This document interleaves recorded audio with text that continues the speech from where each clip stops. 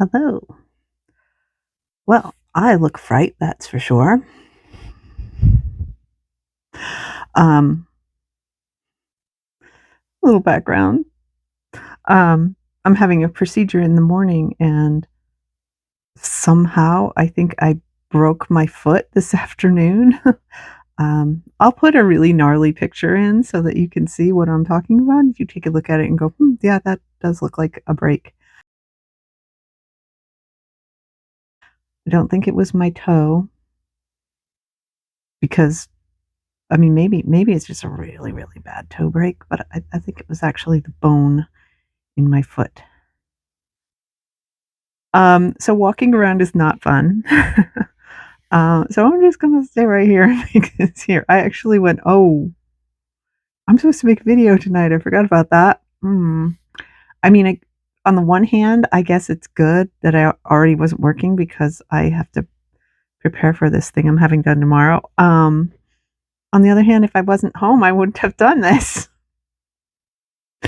Um, if this procedure was not happening, I would not in any way, shape, or form have done this. I probably would have done it outside in the snow, in the ice. I mean, if you're due it, you're due it. But anyway, whatever. So I'm sorry I look terrible. I probably sound terrible.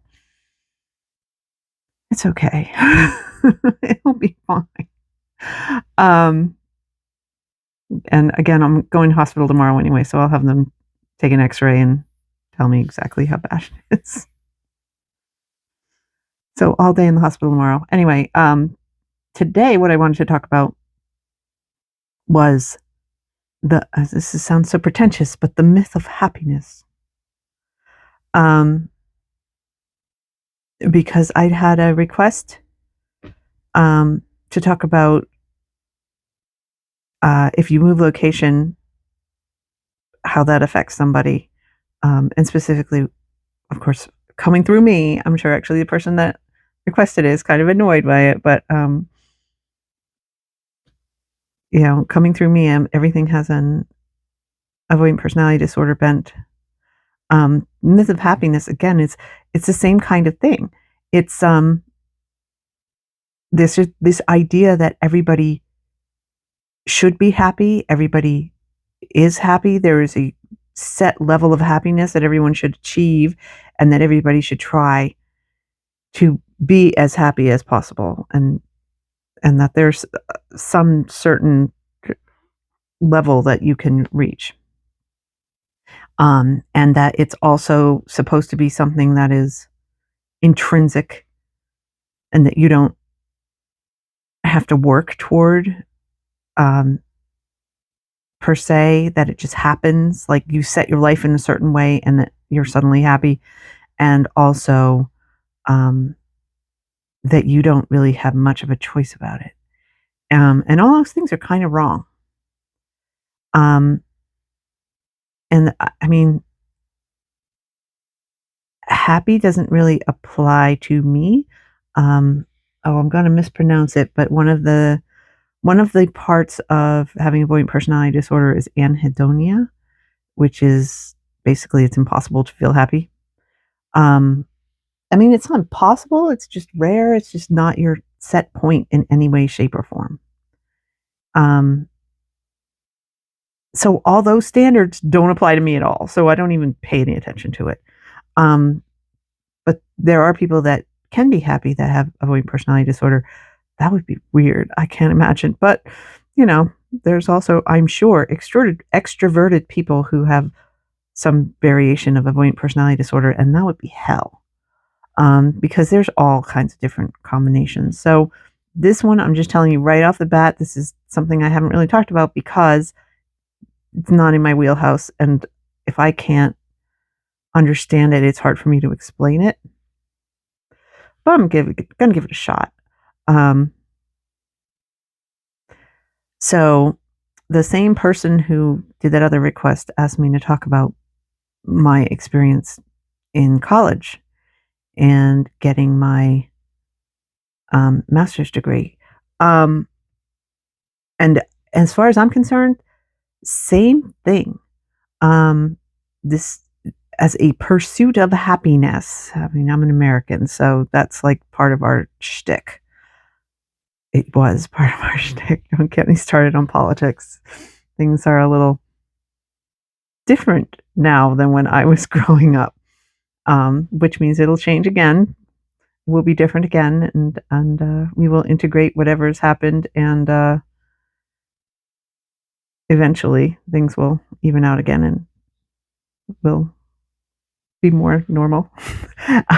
As a country, I swear it's going to happen at some point. I'm sorry if your politics are, yay, we love what's going on right now, but I don't think that there's anybody left who is 100% on board with what's going on right now in the US. But anyway, let's get past that too. Let's talk about everything I'm not supposed to talk about.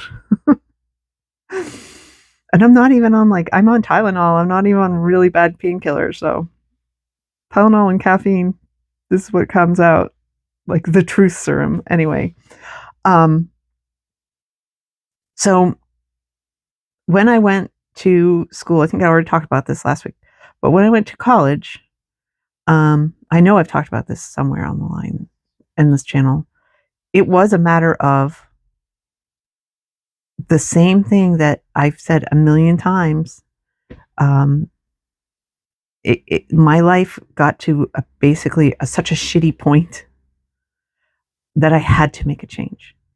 And the change, I mean, I really, truly, it sounds so terrible, and it sounds like I'm always bringing it up, and God, I can't get rid of the past. But seriously, I had to get away from my family.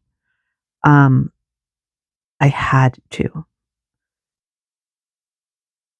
you know. And so the first start of that was going and actually getting my Bachelor of Arts.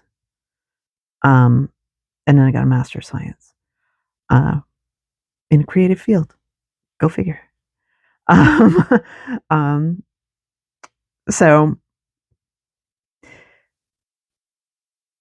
I mean, is that a pursuit of happiness, or is that a running away from abuse and torture? Same thing. I mean, I swallowed the American dream that you go get a college degree and everything would be better and way better than you could ever imagine. Um,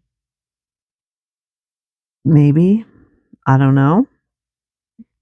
I mean, I really liked being in school. Um, it was pretty solitary for me. I didn't go out and party like some people do. Um, but no, it really, it's one of those things. I'm like, God, I should go back to college, and I'm like, yeah, and get more student loans. No. Plus, again, terminal degree. What would I do? I mean, okay, so I have a Master of Science, creative writing, poetry. I actually seriously, because of what I write, wanted, and it keeps coming back, wanted to go and get a master's degree of fiction writing, specifically children's writing. And I'm like, why would I do that? I would do that because I wanted to be supported. I wanted to have the time set aside to do that specifically and not everything else. I wanted to get away from the stressors that are here. I wanted direction. I wanted the goal. Um, but I wouldn't learn anything. I mean, there's a lot of colleges that will let you in because they're just like money, money, money, give us money. It also would be a completely different sort of experience because um, what worked, even though it was the most stressful thing, was having the workshops. I hated having my stuff workshopped and judged, but workshopping other people, I mean, that's like the teacher in me, is to help people unravel their problems. I think it's great. Um, and they wouldn't do that anymore thanks to COVID. They let's Let's hit every nasty thing that's going to cause controversy. But seriously, education has changed, and most classes are not all in person anymore. Um, so we would lose that. And that really is the point of getting a graduate degree in creative writing is the workshopping, um, is to have somebody help you learn how to do what you do. Well, I already do what I do. So anyway, how does that have anything to do with anybody else? The moral. Um, so again, let's break down this myth of what it is to be happy. Um, First of all, lots of people have an idea of what it is. And, if you don't have avoidant personality disorder, there's a very good chance that you will be able to know for yourself and accept for yourself what your definition of happiness is and understand that, yeah, it's influenced by society and trends and all this other stuff, but you can figure out for yourself what part of it applies to you. When you have avoidant personality disorder, it's really hard to do that. It's really hard to trust yourself. It's really hard to think that you have any say in, what you can do, but you'll judge yourself for it. And you'll say, well, I should be doing this and I should be doing that and I should be doing the other. And that's what everybody else is doing. And why am I not doing that? You know? So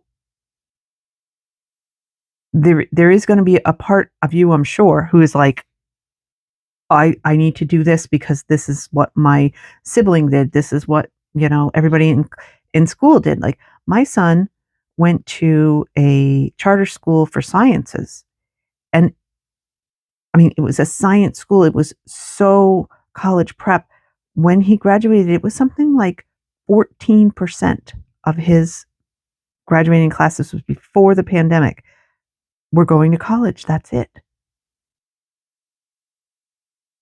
In sciences where generally you need to have a college degree to get a science job. And I'm like, what is up with these kids? I mean, they have a better clue than I did, that's for sure. I don't know if they didn't get in. I highly doubt that. Or if they are going to plan to go later, if they're all doing gap years and trying to figure out what they're going to do next. I'm like, brilliant though. If they don't know, not to waste the time, in school. I mean, that's amazing. That's amazing. I mean, talk about the pressure to get into college. My son was one of the ones that was accepted and started college. My son with all the problems that he had and severe ADHD and autism was one of the 14%. Wow. Amazing. Um, and he also did not stay in college and has figured out a life that, on the one hand, he keeps going every once in a while. He's like, well, I'm supposed to be doing this and other people.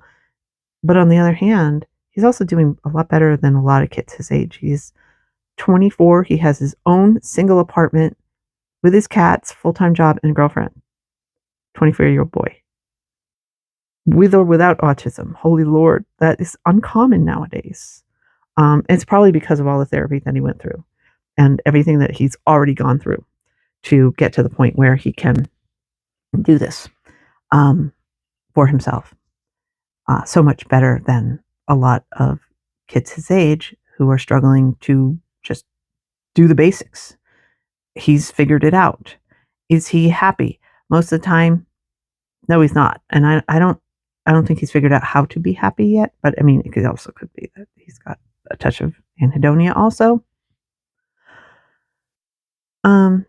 But he's also figured out that the bizarre, quirky things that he likes are what he likes, and he just goes with it. And he goes for that, and that's what he does. It's the same kind of thing. You've got to give yourself permission to do what you want to do and to do what makes you happy and to not, I know this is impossible, but to not pay that much attention to the judgment of other people. Because you know what? everybody judges. Everybody judges. You exist in the world, you're going to be judged. This is the worst thing about being a person with avoidant personality disorder, because being judged by somebody else is horrible and torture, and you ruminate on it and you can't stand it, and it doesn't matter if it's positive or negative, you're still going to be affected by the same exact way. So if you're going to be judged no matter what you do, may as well do what you like to do. And you may as well give yourself a chance to figure out what it is that you like to do. Um, and maybe you can't do it all the time. Maybe it's something that you only like to do every once in a while. I mean, like me and the travel, people are like, why don't you just move to a big city? I'm like, I would die. I've done it. I lived in Philadelphia. Um, it was insanely miserable. And although I really miss the people are fantastic. The people of Philadelphia are incredibly nice. I mean, compared to other cities, like I was just in New York, and I really like doing stuff in New York, but I don't ever, ever, ever interact with people at all in New York, and interact with people in Philadelphia all the time. I mean, you can't walk down the street and not have somebody talk to you. It's pretty amazing. And as a person with avoidant personality disorder that would prefer to be able to interact with people, and definitely not to interact with the same people over and over again, it's pretty perfect. Um, and it was still horrible. So for me to be in the city, nope, nope, nope. Because I can go and burn off all of this energy in the city for a short amount of time and then come back. But I couldn't keep that level up um, to be in a city permanently. And I just know that about myself. And other people can find that about themselves too. You don't have to stay in the situation that you're in. And you don't have to hate the situation that you're in because you're assuming it would be better if you did something different. Okay? So that is definitely something to keep in mind about happiness. But the other thing is that people with avoidant personality disorder can be pretty miserable. Very high comorbidity with depression, and it's not even the sort of the brain chemical depression. That's why it's like, yeah, antidepressants don't work on people with avoidant personality disorder, because it's not that they have a physical depression. It's that they have a reaction to their situation depression. Like it's a normal, you know, offshoot of the life you're living as a person that's pretty miserable. um, because again, you're judging yourself, you're feeling the judgment of other people, and you're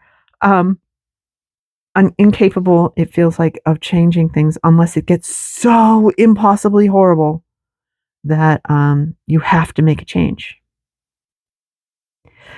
So, how you thread that needle? Um, because you don't have to wait until things are so impossibly horribly bad that it's out of the pot and into the fire, and the fire is going to be fine because it's as bad as being in the pot. You don't have to wait until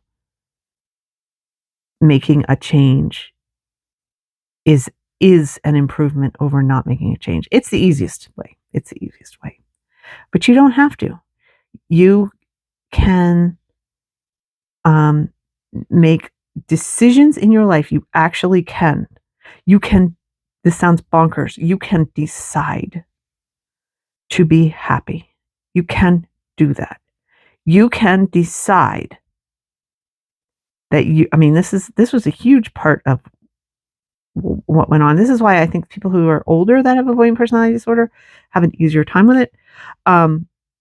Is because you can decide that these things that you're supposed to have achieved, you're actually not interested in it, and you don't want to do it, and you're not capable of it anyway. So just take it off the pile of stuff, and then you're left with the stuff that you're actually interested in, that you want to achieve. Um, but yeah, you can do that. You can you can decide that you are going to be satisfied and even happy with what you have going on in your life. Um, Now how to do that? And the thing is that everybody's like, "Oh, do gratitude logs and stuff like that." I don't think that would work for everybody. I think catching moments where things are less miserable is a good start. And just, you get really used to, as sort of like a security thing, self-protection. You get used to not letting anything sort of sink into your life, and not, so you don't get affected by the terrible mistreatment. You don't get so you just like accept it's like, okay, whatever, it's fine, and you numb yourself to it. But you also get to the point where you're numbing yourself with things that are good. And so you can, I mean, I had a therapist who was like, this is weird. Really, I mean, this was the level, like this, that I needed the help with. Who would go, okay, well, why don't you actually pay attention to what tastes you enjoy? Like, what is a taste of something that you like versus what you don't like? You know what? The way I grew up, and I mean, maybe a lot of other people grew up, you were given what you were to eat, and that was it, and you had no complaints, period. You were never to make any criticism whatsoever. And you finished what you were given, and that was it, and that was it. You didn't talk about it. I mean, this was 80s, 90s, well, 80s, 70s, I guess. I mean, that was just the way people brought kids up. Kids never had a choice about anything. You ate what you were given. So the idea that I could choose something that I liked, th- I mean, like, I actually, like, this week, there was a new thing in the store, and I bought it, and I was like, maybe we're good, maybe it's different. You know what? I actually liked it, and I'm probably gonna get it again. This is a new thing that I can say that I liked. That it's not just a nutrition thing to put in my body so that I can function, but, that I can enjoy eating it, and it's tasty. Like, that's weird. To me, that's really weird that you can do that sort of thing, but that is the type of thing I'm talking about. So it's kind of embarrassing to put that in there, but that is the type of thing that I am talking about. Um, that it's that basic, that you can find things that are good to you and you alone, and you can,